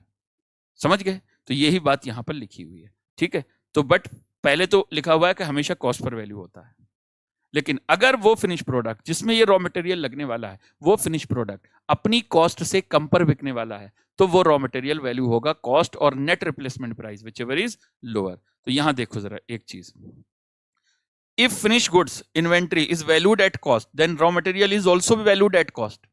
यानी जिस फिनिश प्रोडक्ट में ये रॉ मटेरियल लगने वाला है, अगर वो फिनिश प्रोडक्ट अपनी कॉस्ट पर बिकने वाला है, यानी कॉस्ट पर वैल्यू हो रहा है, तो रॉ मटेरियल भी कॉस्ट पर वैल्यू होगा। But when finish goods is valued at NRV यानी below cost, then raw material is valued at cost और replacement price whichever is lower. समझे? अच्छा, अब डिस्क्लोजर रिक्वायरमेंट में क्या क्या आपको बताना है। अकाउंटिंग पॉलिसी जो डिस्क्लोज करनी है आपको, इंक्लूडिंग कॉस्ट फार्मूला, मतलब आप फीफो लगा रहे हो, वेटेड एवरेज लगा रहे हो, ये बताना पड़ता है। अगर आपने इन्वेंट्री को एनआरवी पर लेकर आए हो या उसका रिवर्सल किया है, ये बताना पड़ेगा। और स्टॉक का क्लासिफिकेशन देना पड़ेगा, raw material, finish goods, WIP, stock in trade, others, कौन से स्टॉक आपके पास है, सबको आपको बताना पड़ेगा। ठीक है, तो ये थे बेटा हमारे AS2 के सारे कॉन्सेप्ट।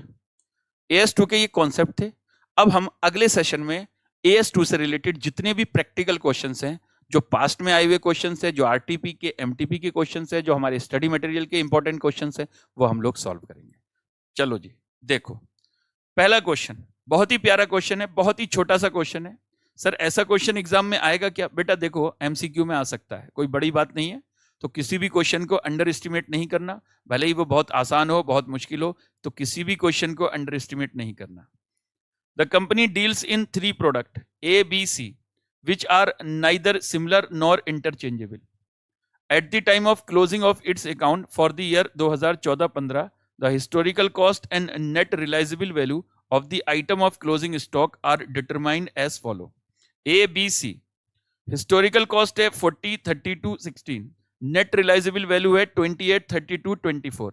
मैंने आपको बताया था पिछली क्लास में कि जब डिफरेंट टाइप के आइटम्स आपके पास हैं और जो वो ना तो सिमिलर हैं ना ही इंटरचेंजेबल हैं, तो हम हर आइटम को हम अलग अलग वैल्यू करेंगे, यानी सेपरेटली वैल्यू करेंगे। तो यहां पर देखिए 40 और 28, ए को हम देखेंगे 40 और 28 में जो लोअर है तो एनआरवी लोअर है, तो 28 पर वैल्यू होगा।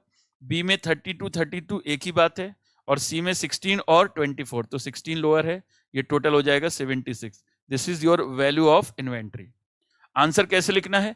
As per AS2 inventories are valued at cost और NRV which ever is lower. और फिर आप बोलोगे कि when the item are neither similar nor interchangeable then each item should be compared individually या सेपरेटली। और फिर एक स्टेटमेंट बनाकर आपको ये दिखाना है, देखो इस तरीके से। तो ये बहुत ही आसान क्वेश्चन था एक। अच्छा जी, अब आते हैं क्वेश्चन नंबर 2 पर।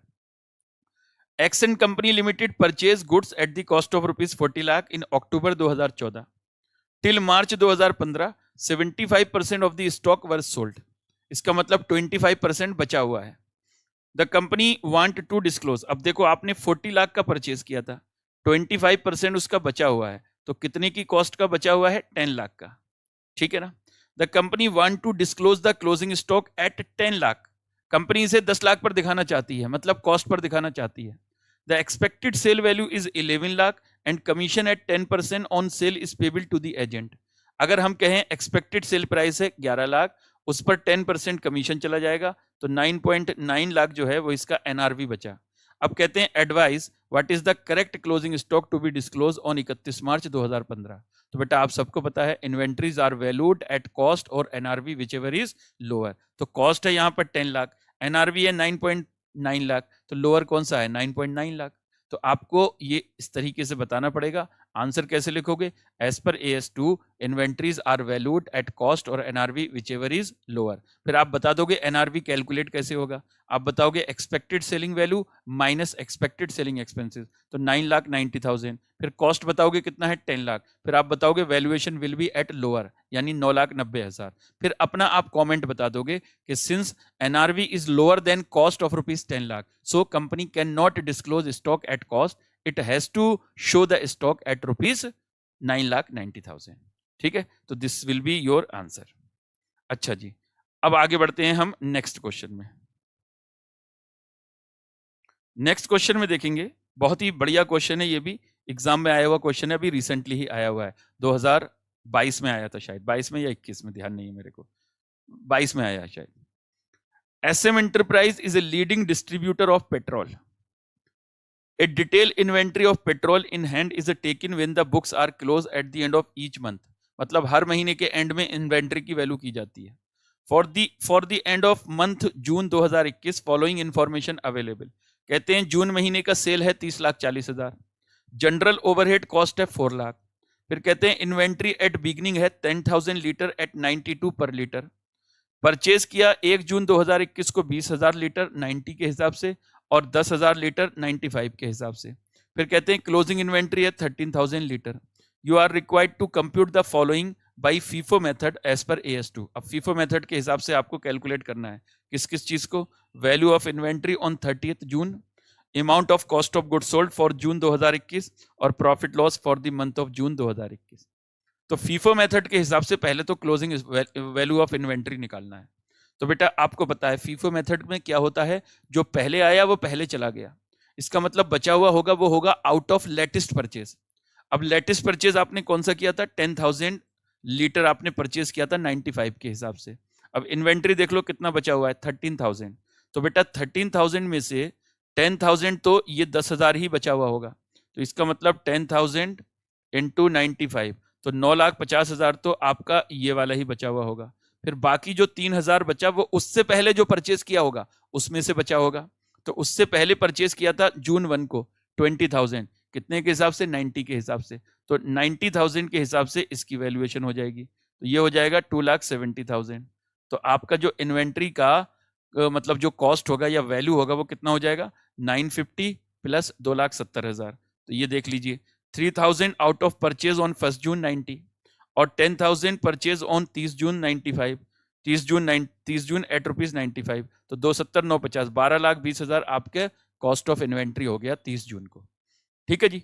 अच्छा जी, अब कॉस्ट ऑफ गुड्स सोल्ड निकालेंगे। अब आपको पता है कॉस्ट ऑफ गुड्स सोल्ड कैसे निकालते हो, opening stock plus purchase minus closing stock कर दोगे तो कॉस्ट ऑफ गुड्स सोल्ड आ जाएगा। तो देख लीजिए बेटा, ओपनिंग स्टॉक कितना है, 10,000 लीटर इंटू 92, तो 9,20,000 का ओपनिंग स्टॉक है।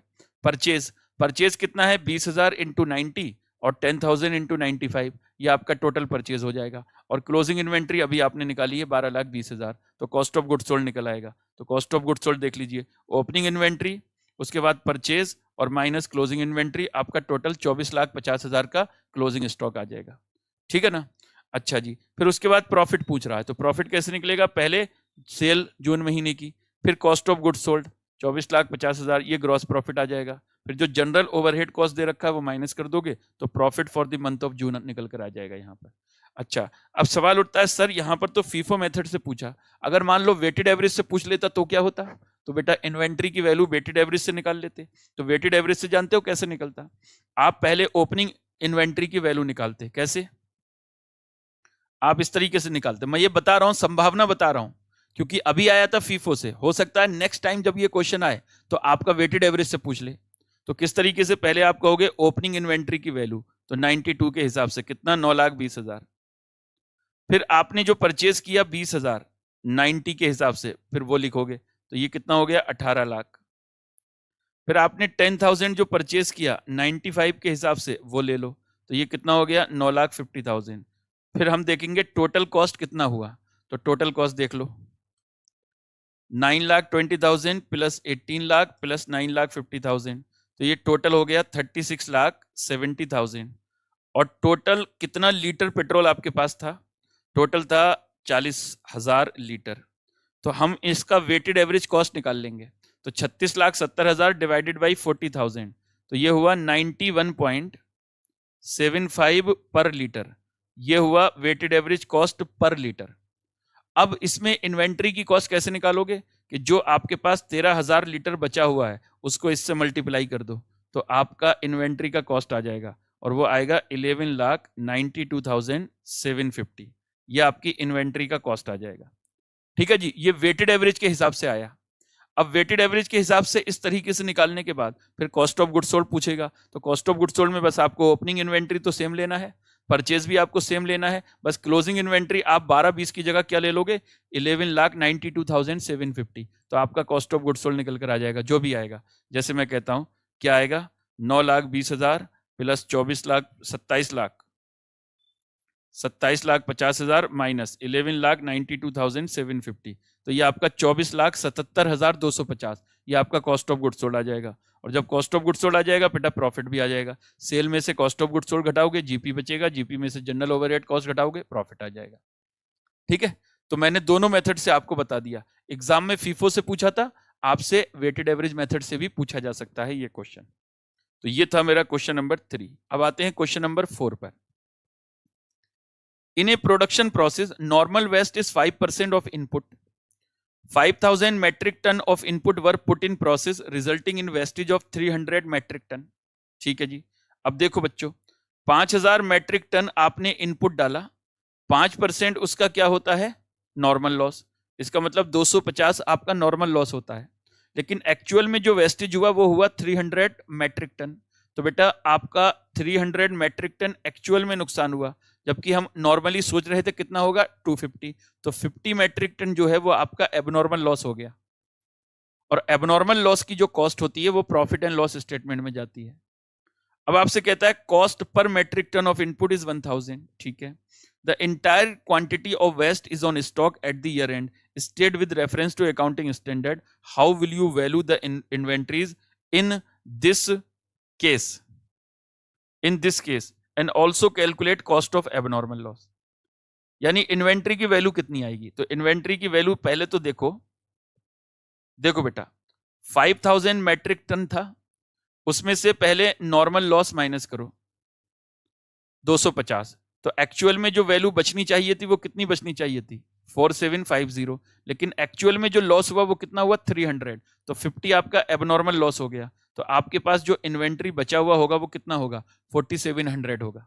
ठीक है, अब कॉस्ट पर मैट्रिक टन कैसे निकालोगे, 5000 इंटू 1000, लेकिन अब डिवाइड कितने से करोगे, क्वांटिटी माइनस नॉर्मल लॉस से, यानी 4750 से आप डिवाइड करोगे तो आपका ये कॉस्ट पर यूनिट आ जाएगा, यानी कॉस्ट पर मैट्रिक टन। तो कितना होगा 5000 इंटू 1000 डिवाइडेड बाई 4750, तो ये हो गया बेटा 1052.63157894, ये मैंने पूरा ले लिया, आप सीधा 63 लेकर भी छोड़ सकते हो, ठीक है ना। अब इसको अगर मैं 4700 से मल्टीप्लाई कर दूं तो ये होगा 49,47,368, ये तो आपका हो गया cost of inventory, cost of inventory. अच्छा जी, और अगर मैं इसी वैल्यू को इस प्राइस पर यूनिट को एबनॉर्मल लॉस वाले यूनिट से यानी 50 से मल्टीप्लाई करूं तो 52,631, ये आपका कॉस्ट ऑफ एबनॉर्मल लॉस आ जाएगा। यही दो चीजें आपसे पूछी गई हैं, ठीक है ना, तो ये दो चीजें आपसे पूछी गई हैं, देख लीजिए। टोटल कॉस्ट है 50 लाख, नॉर्मल लॉस है 250, कॉस्ट पर मेट्रिक टन इतना आ जाएगा, फिर कॉस्ट ऑफ इन्वेंट्री देखो 4700 मतलब एबनॉर्मल लॉस माइनस करके, और कॉस्ट ऑफ एबनॉर्मल लॉस ये 250 नहीं है, ये 50 है, तो 50 इंटू 10252.6215 जो भी आएगा, तो 52,532, ये 62 नहीं है 63 है यहाँ पर, ठीक है जी। तो ये क्वेश्चन भी हो गया हमारा। अच्छा जी, अब आते हैं next.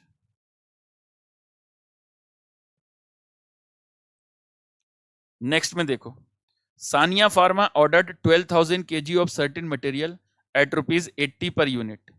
The purchase price include excise duty 6 per kg in respect of which Sanvent credit of ₹4 is admissible. ठीक है जी, तो बेटा 80 में से 4 आप माइनस कर दीजिए, क्या चीज का, जो सैनवेट क्रेडिट जिसका मतलब एक्साइज ड्यूटी का अवेलेबल है, तो आपका जो कॉस्ट होगा एक्चुअल में वो 76 होगा, ठीक है ना। Freight इनकट 77,400, normal transit loss is 3%, the company actually receive 11,600 kg and consume 10,100 kg of material, compute cost of inventory under AS2 and abnormal loss. तो पहले तो जरा देखो, 12,000 आपको रिसीव करने वाले थे, 3% नॉर्मल लॉस है तो वो पहले हटा दो, तो आपको जो एक्चुअल में मिलने वाला था वो 11,640 kg मिलने वाला था, एक्चुअल में मिला कितना 11,600, ठीक है जी, तो 40 kg आपका क्या हो गया एबनॉर्मल लॉस। अब जो 11,600 kg मिला उसमें से 10,100 kg आपने कंज्यूम कर लिया, तो आपका जो क्लोजिंग स्टॉक ऑफ मटेरियल बचा वो 1,500 kg बचा। अब आपसे एक तो ये 40 kg एबनॉर्मल लॉस की कॉस्ट पूछी है और ये 1,500 kg मटेरियल कॉस्ट पूछी गई है आपसे। मैं आपको जो कॉस्ट ऑफ कंजम्पशन है वो भी निकाल कर दिखा दूंगा कैसे निकलेगा। अब आपको क्या करना पड़ेगा, पहले तो आपको मटेरियल कॉस्ट पर यूनिट जो नॉर्मल वैल्यू है वो निकालनी पड़ेगी, normal material cost per unit. और normal material cost per unit कैसे निकालोगे, purchase price excluding refundable excise duty, तो 12,000 इंटू 76 से मल्टीप्लाई करोगे तो आपका परचेज प्राइस आएगा, उसमें फ्रेट ऐड कर दोगे तो टोटल कॉस्ट आ जाएगा। टोटल कॉस्ट को 11,640 से डिवाइड करोगे, क्यों, नॉर्मल लॉस माइनस करके। आपने खरीदा 12,000 लेकिन उसमें से नॉर्मल लॉस माइनस कर दो, तो 11,640 से आपको डिवाइड करना है, ठीक है ना। तो आपका ये आ जाएगा 9,12,000 प्लस 77,400, फिर ये आएगा 989,400, इसको डिवाइड करना है 11,640 से, तो कॉस्ट पर यूनिट आ जाएगा 85। अब आपका जो कॉस्ट ऑफ मटेरियल पूछा है आपसे यानी एबनॉर्मल लॉस, पहले 40 को 85 से मल्टीप्लाई करोगे ये आ जाएगा आपका कॉस्ट ऑफ एबनॉर्मल लॉस, फिर 1500 को 85 से मल्टीप्लाई करोगे ये आपका कॉस्ट ऑफ मटेरियल स्टॉक आ जाएगा। अगर मुझे कॉस्ट ऑफ मटेरियल कंज्यूम भी निकालनी हो तो बेटा 10,100 जो यूज कर लिया उसको 85 से मल्टीप्लाई कर दो तो ये आपका कॉस्ट ऑफ मटेरियल कंज्यूम भी आ जाएगा। तो यहाँ पर देखिए, एक तो हमने ये कैलकुलेशन कर लिया यहाँ पर कॉस्ट पर यूनिट, फिर स्टेटमेंट शोइंग वेरियस कॉस्ट, तो कॉस्ट ऑफ मटेरियल कंज्यूम 11,685 के हिसाब से इतना हो गया, cost of abnormal loss 40 kg into 85 के हिसाब से ये आ गया, और कॉस्ट ऑफ मटेरियल स्टॉक 1585 के हिसाब से ये आ गया, ठीक है ना। टोटल आपका 989,400, ये आपका क्वेश्चन बन गया। अच्छा जी, क्वेश्चन नंबर 6 बिल्कुल सेम है, क्वेश्चन नंबर 6 बिल्कुल सेम है, तो सेम एज क्वेश्चन नंबर 5, तो इसको आप खुद कर लेना, ठीक है। देख लो बिल्कुल सेम क्वेश्चन है, तो मुझे दोबारा एक ही चीज को बताने की जरूरत नहीं है। आइए जी, question number 7, Mr. Mehul gives the following information relating to items forming part of inventory on 31st March 2015. His factory produced product X using raw material A. 600 unit of raw material A purchased at rupees 120. Replacement cost of material on 31st March 2015 is 90. अच्छा जी, अब मैंने आपको last class में बताया था, अगर आपको ध्यान हो, कि जब हम मटेरियल की वैल्यू करते हैं तो नॉर्मली कॉस्ट पर करते हैं, यानी रिप्लेसमेंट कॉस्ट देखते ही नहीं है। लेकिन जिस फिनिश प्रोडक्ट में ये मटेरियल लगने वाला है, अगर वो फिनिश प्रोडक्ट अपनी कॉस्ट से कम पर बिकने वाला है, तब हम रॉ मटेरियल की वैल्यू करते हैं कॉस्ट और replacement price which ever is lower पर। तो हमें यह देखना पड़ेगा कि हमारा फिनिश प्रोडक्ट किस वैल्यू पर बिक रहा है। अब यहां पर देखिए, expected selling price of product x, यानी जो फिनिश प्रोडक्ट है वो 300 पर यूनिट पर बिक रहा है, और उसकी कॉस्ट कितनी है, एक बार कॉस्ट देख लेते हैं। कॉस्ट है 320 रुपए, देख लो कॉस्ट है 320 और सेलिंग प्राइस है 300, इसका मतलब कॉस्ट से कम पर बिकने वाला है, तो रॉ मटेरियल वैल्यू होगा 90 पर, रॉ मटेरियल वैल्यू होगा 90 पर, ठीक है ना। रिप्लेसमेंट वैल्यू और cost price which ever is lower पर, तो 600 यूनिट 90 पर वैल्यू हो जाएंगे। फिर 500 unit of partly finish goods in the process of producing X and cost incurred till date 260 per unit. The unit can be finished next year by incurring additional cost of rupees 60 per unit. समझे? तो ये हमारे पास WIP का stock रखा हुआ है। अब WIP का स्टॉक वैल्यू होता है कॉस्ट और NRV which ever is lower. WIP की NRV कैसे निकालते हो? जो फिनिश प्रोडक्ट की सेलिंग प्राइस है पहले उसको लो, उसमें से कोई एक्सपेक्टेड सेलिंग वैल्यू है वो माइनस कर दो, एक्सपेक्टेड सेलिंग एक्सपेंसेस वो माइनस कर दो, जो इस क्वेश्चन में है नहीं, लेकिन एक्सपेक्टेड कॉस्ट ऑफ कंप्लीशन पता है हमको 60, तो वो माइनस कर दो। तो 320 में से 60 माइनस करोगे तो कितना बचेगा? तो बेटा कॉस्ट भी कितना बचेगा? 260 ही बचेगा।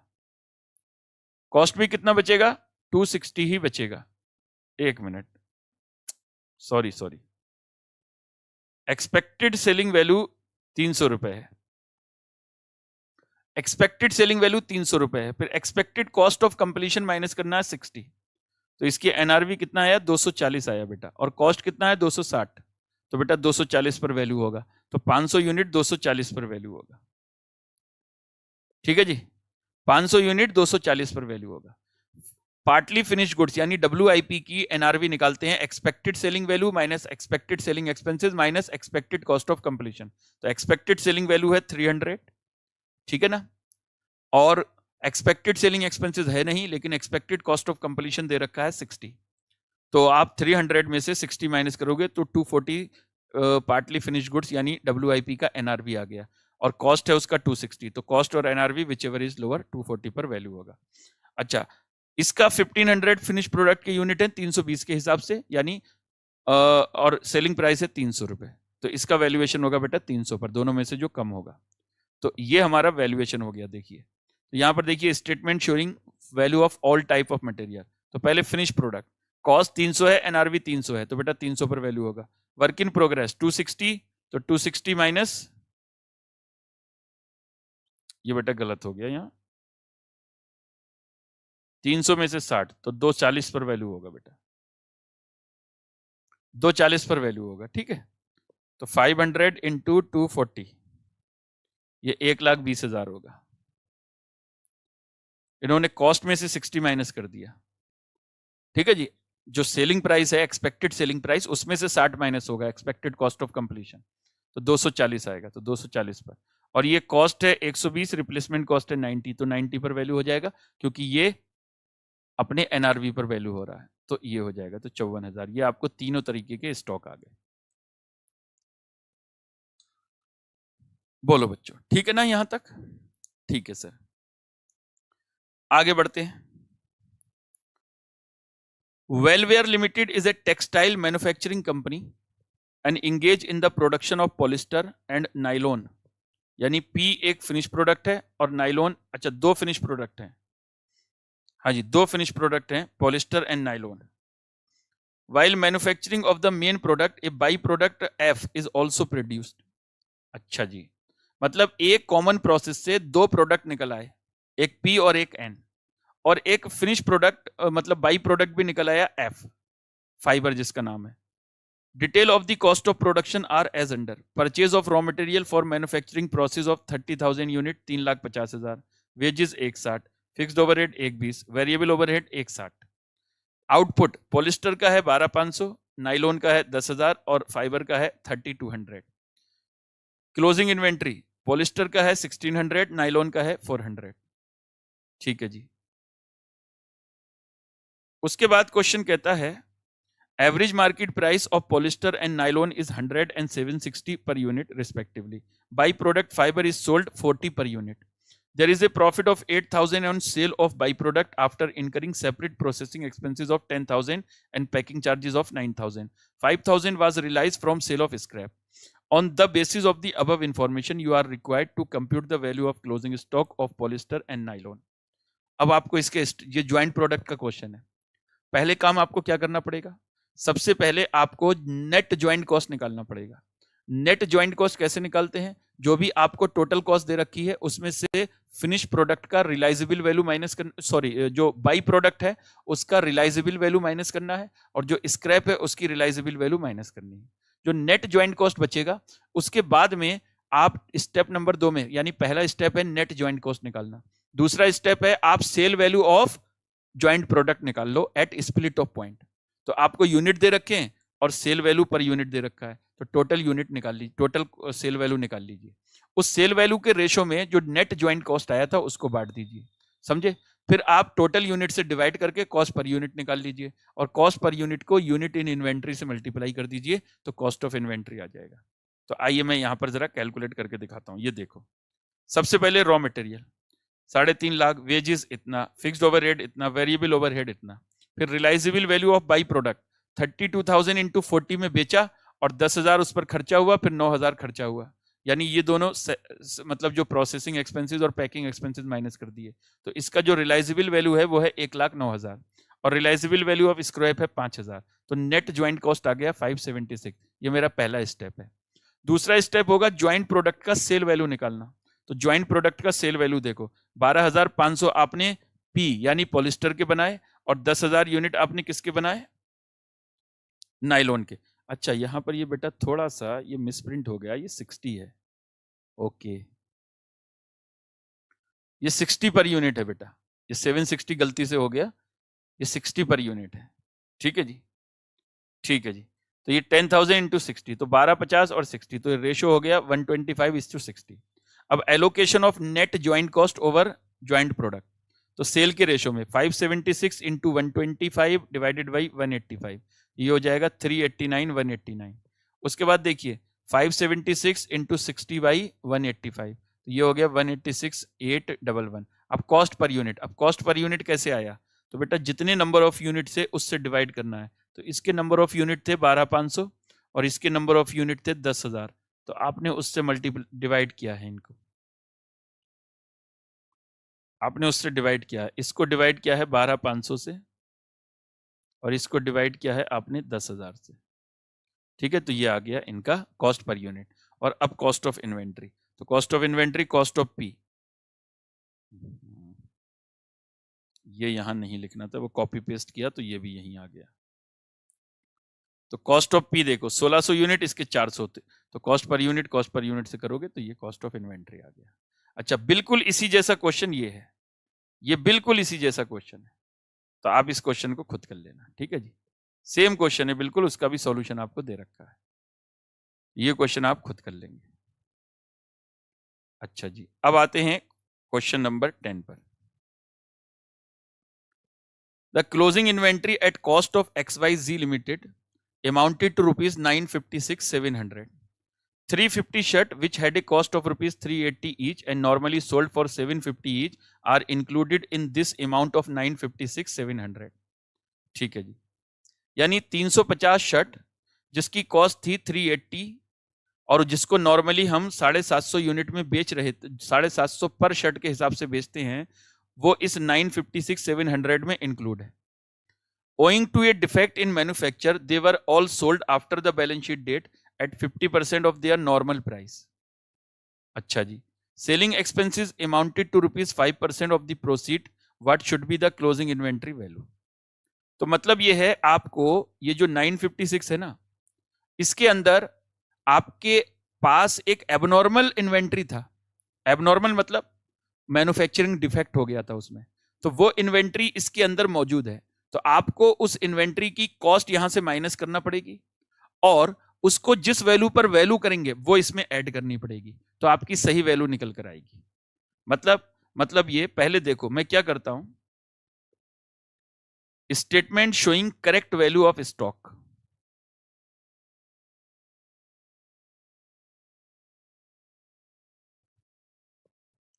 Correct value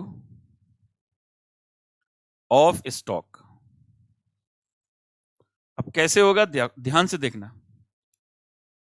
cost of inventory जो आपको गिवन है,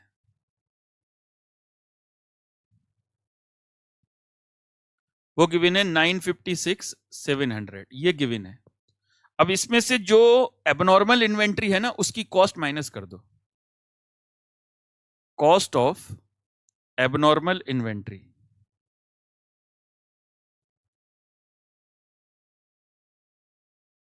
और 350 शर्ट जिसका कॉस्ट था 380, वो आप यहां से माइनस कर दो। यही था ना भाई, 350 शर्ट जिसकी कॉस्ट थी 380 ईच, उसको यहां से माइनस कर दो, क्योंकि ये एबनॉर्मल है तो इसको माइनस कर दो जो इसके अंदर इंक्लूड है। 350 इंटू 380, ये हो गया 1,33,000, ये यहां से माइनस कर दो। अब इस 1,33,000 की कॉस्ट की इन्वेंट्री को जिस वैल्यू पर आपने वैल्यू किया वो इसमें ऐड कर लो। तो यहां लिखेंगे वैल्यू ऑफ एबनॉर्मल इन्वेंट्री, मतलब इसकी वैल्यू 1,33,000 नहीं होगी, क्योंकि ये अपनी कॉस्ट से कम पर बिकने वाला है। तो इसकी वैल्यू जिस वैल्यू पर होगी वो वैल्यू यहां पर ऐड कर देंगे। तो एबनॉर्मल इन्वेंट्री वो हम यहां पर अभी एक वर्किंग नोट बनाकर कैलकुलेट कर लेंगे और उसके बाद ये जो आएगा यही होगा हमारा value of correct value of inventory. Correct value of inventory. अब ये इसकी वैल्यू कैसे करना है, एबनॉर्मल इन्वेंट्री की वैल्यू कैसे होगी, जरा देख लो। एक वर्किंग नोट बनाकर कर लेते हैं। देखो बेटा, नॉर्मल सेल प्राइस कहते हैं 750, फिर कहते हैं उसका 50% पर ये बिकेगा।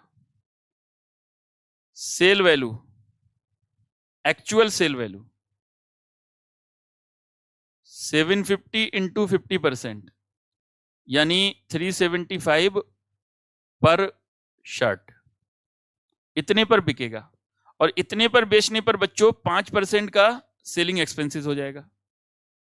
Selling expenses at the rate 5%, तो 375 का 5%, 18.75 का सेलिंग एक्सपेंसेस। तो जो इसकी एनआरवी है वो कितनी हो जाएगी, 375, 356.25, जबकि कॉस्ट आपको पता ही है कितनी है, 380। तो लोअर पर वैल्यू होगा, वैल्यू एट लोअर। तो लोअर मतलब 356.25 पर वैल्यू होगा। तो टोटल वैल्यू देखो, 350 शर्ट थी, तो 350 शर्ट्स एट रुपीज 356.25, तो बताना कितने पर वैल्यू होगा ये वैल्यू होगा 124,688 या 87, जो भी ले लो, 688 ले लो, ऐसा करो, 124,688 वैल्यू होगा।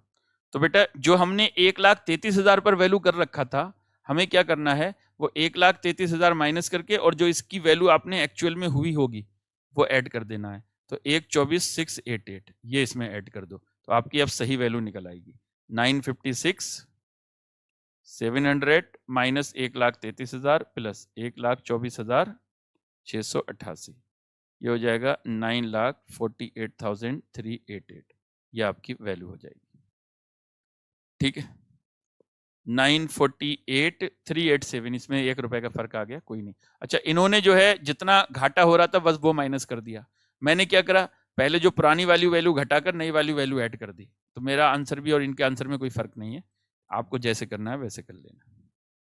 ये क्वेश्चन हो गया हमारा। अच्छा, ये बेटा वही मटेरियल वाला क्वेश्चन है कि मतलब जिस फिनिश प्रोडक्ट में मटेरियल लगने वाला है वो अपनी कॉस्ट से कम पर बिकने वाला है। ठीक है, तो इसमें मटेरियल वैल्यू होगा कॉस्ट और replacement price which ever is lower. तो इस क्वेश्चन को अपने आप कर लेना। ठीक है, अच्छा जी,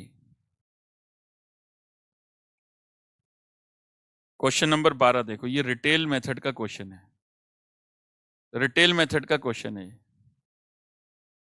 क्वेश्चन नंबर 12।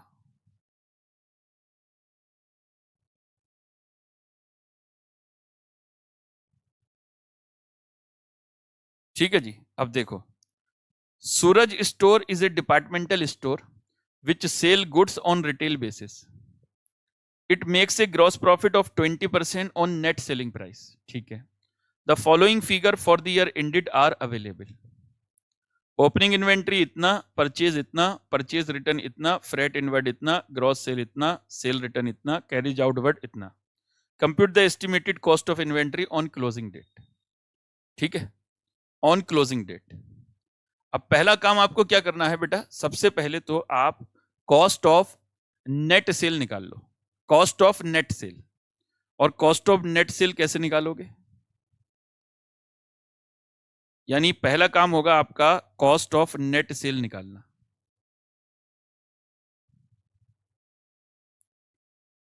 देखो, सबसे पहले लिखोगे सेल, और सेल है 4.5 लाख। ये देखो, इसमें से माइनस करो सेल रिटर्न। सेल रिटर्न है 11,250। ये जो आएगा ना, this will be net sales. तो नेट सेल कितना होगा, 4,50,000 माइनस 11,250, 438,750। अब इसमें से आप जीपी माइनस कर दो, ये ऊपर 20% का जीपी दे रखा है, तो जीपी एट द रेट 20%, तो इसका 20%, ये हो गया 87,750। और ये जो निकल कर आएगा, this will B cost of net cell, या कॉस्ट ऑफ गुड्स सोल्ड भी बोल सकते हो इसको। तो 438,750, ये हो जाएगा 3,51,000। This is your cost of goods sold. अब इन्वेंट्री की वैल्यू कैसे निकालते हो, इन्वेंट्री की वैल्यू आएगी opening stock plus purchase plus direct expenses minus cost of goods sold, तो आपका इन्वेंट्री आ जाएगा। अब ओपनिंग स्टॉक कितना है देख लो एक बार, ओपनिंग स्टॉक है 50,000, यहां लिखते हैं ओपनिंग स्टॉक 50,000। परचेज, और परचेज मतलब नेट परचेज लेना है, परचेज नेट, नेट का मतलब होता है परचेज रिटर्न माइनस करके। तो 360 में से 10,000 का परचेज रिटर्न माइनस कर दो, तो 350 होगा, 350 का परचेज होगा। अच्छा, डायरेक्ट एक्सपेंसेस, अब डायरेक्ट एक्सपेंसेस में देखो क्या है, फ्रेट इनवर्ट डायरेक्ट एक्सपेंसेस है, तो डायरेक्ट एक्सपेंसेस आप ऐड कर लो इसमें। फ्रेट इनवर्ट कितना है 10,000, और इसमें से अब कॉस्ट ऑफ गुड्स सोल्ड यानी कॉस्ट ऑफ नेट सेल जो आपने उस पर निकाला वो माइनस कर लो, 351,000, ये आपका कॉस्ट ऑफ गुड्स सोल्ड आ गया। ये माइनस कर दोगे तो कॉस्ट ऑफ इन्वेंट्री आ जाएगा आपका, कॉस्ट ऑफ इन्वेंट्री। तो 50,000 प्लस 3,50,000 प्लस 10,000 माइनस 3,51,000, ये हो गया 59,000। दिस इज योर बेटा क्लोजिंग स्टॉक। बहुत ही सिंपल क्वेश्चन था ये, इसमें तो कुछ है नहीं ऐसा। तो 59,000 का ये आ गया। आप इसका आंसर देखो, इन्होंने थोड़ा सा जिस पता नहीं जैसे भी तरीके से निकाला हो, ये देख लो 59,000 ही आएगा आंसर। ठीक है, अच्छा जी, ये बेटा थ्योरी का क्वेश्चन है, अपने आप पढ़ लेना इसको। ठीक है, आइए अब हम बात करते हैं 14 number question. A Limited is engaged in manufacturing of chemical Y for which raw material X is required. ठीक है, तो फिनिश प्रोडक्ट है Y और रॉ मटेरियल है X. The company provide you following information for the year ended 31 March 2020. Raw material X, cost है 400, freight inward है 40, इसका मतलब टोटल कॉस्ट ऑफ मटेरियल हो गया 440 और रिप्लेसमेंट कॉस्ट है 320. फिर केमिकल वाई, मटेरियल कंज्यूम देखो 440, डायरेक्ट लेबर 120, वेरिएबल ओवरहेड है 80, तो टोटल वेरिएबल कॉस्ट कितना हो गया 440 और 120 और 80, तो टोटल वेरिएबल हो गया 440 प्लस 120 प्लस 80, ये हो गया 640. अब इसमें अगर फिक्स्ड प्रोडक्शन ओवरहेड गिवन है पर यूनिट, वो ऐड कर देंगे तो कॉस्ट पर यूनिट आ जाएगा. अभी देखते हैं क्या आएगा.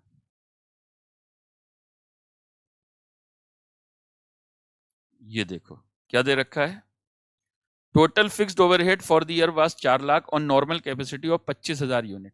तो बेटा 4 लाख को आप 25,000 से डिवाइड कर दो, तो वेरिएबल कॉस्ट पर वो fixed overhead cost per unit जो आएगा वो 16 रुपए आएगा.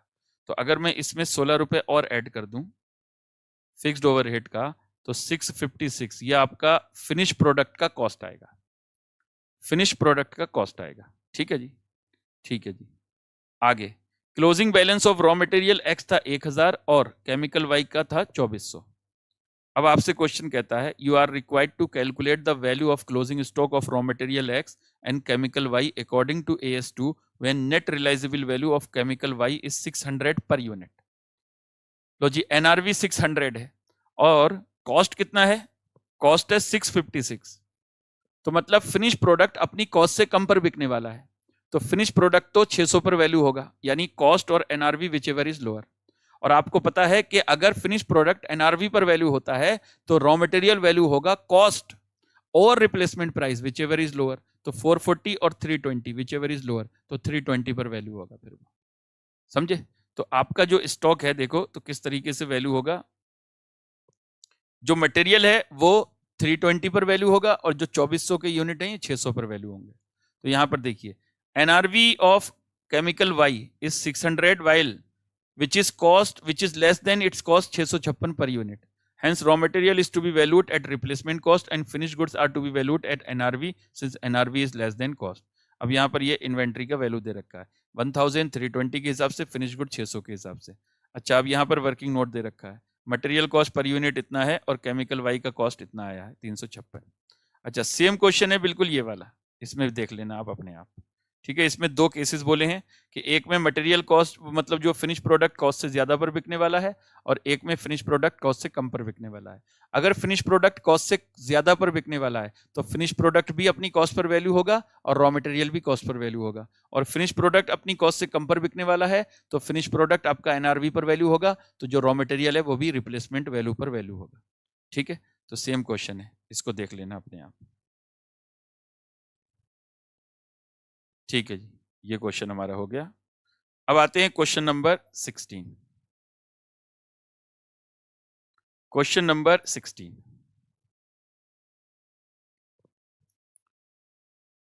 Joy Limited purchased 20,000 kilogram of raw material as 20 per kilogram during the year 2020-21. They have furnished you with the following further information for the year ended 31 March 2021. Finish goods 2000 1 lakh के हिसाब से, raw material 2200 44,000, direct labour 3,06,000, fixed overhead 3 lakh, sales 11,20,000 20,000 unit का. तो sale price per unit कितना हो गया देखो एक बार, 11,20,000 डिवाइडेड बाई 20,000, तो 56 रुपए आपका सेल प्राइस पर यूनिट हो गया. क्लोजिंग इन्वेंट्री में कहता है फिनिश गुड 2400 है, रॉ मटेरियल 1800 है. The plant has a capacity to produce 30,000 unit of finished product per annum. However, the actual production of finished goods during the year 2020-21 was 20,400 unit. Due to fall in the market demand, the price of finished goods in which raw material has been utilized is expected to be sold at 40 per unit. यानी selling price जो है वो 40 रुपए per unit हो गया. The replacement cost of raw material 19 per kilogram. You are required to ascertain the value of closing inventory on 31 March 2021 as per AS2. पहला काम आपको क्या करना पड़ेगा, सबसे पहले आपको टोटल कॉस्ट पर यूनिट निकालना पड़ेगा. टोटल कॉस्ट पर यूनिट निकालने के बाद उसको इस सेल प्राइस से कंपैरिजन करना पड़ेगा। अगर सेल प्राइस आपकी कॉस्ट से कम है तो फिर तो 40 रुपए पर आप मटेरियल को वैल्यू करोगे और मतलब फिनिश गुड्स को वैल्यू करोगे 40 रुपए पर, क्योंकि ये एनआरवी है और कॉस्ट से कम है। और उस केस में फिर रॉ मटेरियल आपका रिप्लेसमेंट वैल्यू पर वैल्यू होगा, क्योंकि मटेरियल की कॉस्ट है 20 रुपए और रिप्लेसमेंट वैल्यू कितनी है 19 रुपए, तो दोनों में से जो लोअर है उस पर वैल्यू हो जाएगा। तो पहले तो कॉस्ट पर यूनिट देखो, मटेरियल कॉस्ट पर यूनिट 20 रुपए है। डायरेक्ट लेबर का देख लो, 3,06,000 और 20,400 यूनिट पर खर्चा हुआ तो 15 रुपए। फिक्स्ड ओवरहेड देख लो, 3 lakh divided by normal capacity तो 10 रुपए, तो कॉस्ट पर यूनिट देखो 45 हो गया। अब बिकने वाला कितने पर, 40 पर, तो बेटा 40 पर वैल्यू करना पड़ेगा फिर आपको।